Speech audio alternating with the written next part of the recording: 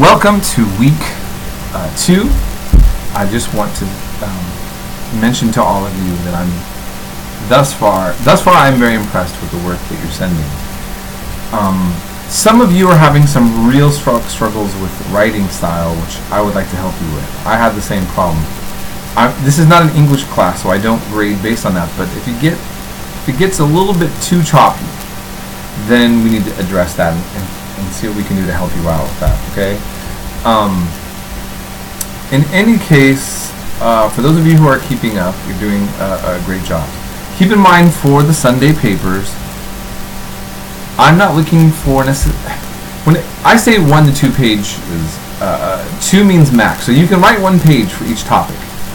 So you can get away with each Sunday for the most part giving me 2 pages. One assignment, 1 page, and the other assignment, 1 page. Some people are writing me, is it double spaced or single spaced? Give me a full page with enough content to demonstrate that you have addressed the topic that I've set up and that you took notes. So some are wanting exact amount of words. I've had students giving me a little bit short of 1 full page, but it's very packed in content. You'll start to see that I'm an easy grader. Basically, when you start giving me what I'm looking for, what am I looking for? I want you to demonstrate that you're involved in this class, that you're getting knowledge from the subject matter, that when I ask a question that you're addressing it. And again, you're demonstrating knowledge of the subject, okay? That's what I'm looking for. And these are not research papers. So some of you have referred to outside sources and you cited them. That's acceptable, except I'm really discouraging that. The notes the lectures that I give and the documentaries plus the textbook is all that you're going to need. And the links that basically, I provided for you everything that you need to answer your Sunday papers for each week. You shouldn't need to go on the outside source. And mainly everything that you are writing to me should be rehashed from what you just learned, okay? That's what these are not research papers, okay? These are just basically refreshers to help you to kind of think about and process the information you just learned and regurgitate it somewhat in a way to kind of just think about it, engage with it beyond even just writing the notes, okay? And the discussion. So having said that, also, some of you, I just want to remind you what a thesis statement is. Not all of our papers have a thesis statement, but this week we had, first week we had a thesis statement.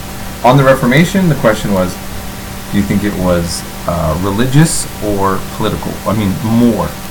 Like, what was the main driving force of the Reformation? And I told you wouldn't get a bad grade based on my agreeing or disagreeing. Now, what do you need to do when you have a question like that? In the first paragraph, you should have your statement, a thesis argument, saying, I think that the Reformation was mainly religious because of da-da-da-da.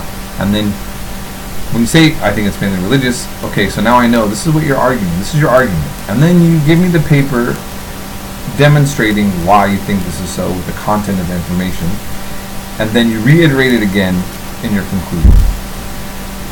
Many of you were not doing that, although it appears I could see that you were making an argument, you just weren't making it clear. So try to practice that better when it's asking you to make an argument about something on our Sunday papers. The paper that said compare and contrast the Ottoman Empire, the Safavids, and the Mughals, that's all you're being asked to do, just to compare and contrast those 3. Okay, if you're going to do that paper. So, I hope that's clear. In terms of getting a hold of me, I try to make myself really accessible.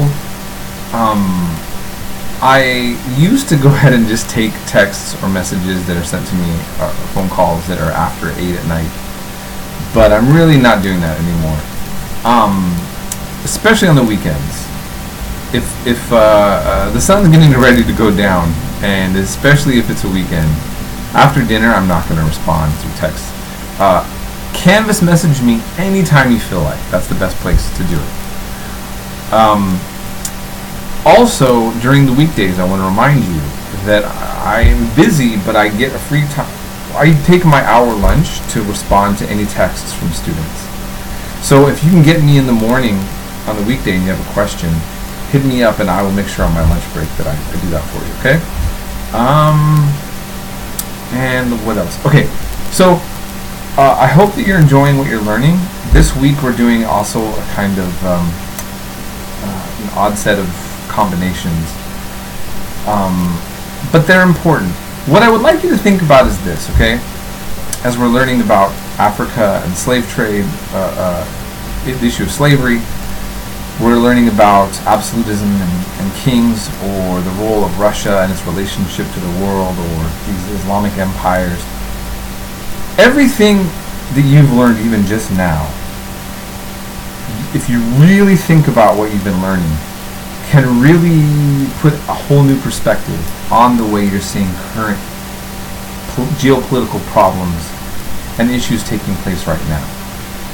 So first of all, we see these religious wars, these terrible religious wars in Syria and Iraq and Yemen and other parts of the world. And we see that Europe did the same thing. At different points of history, different regions of the world, different areas of the world are more stable than others. But no one is inherently more stable than the others. We just know that. We can see this in history.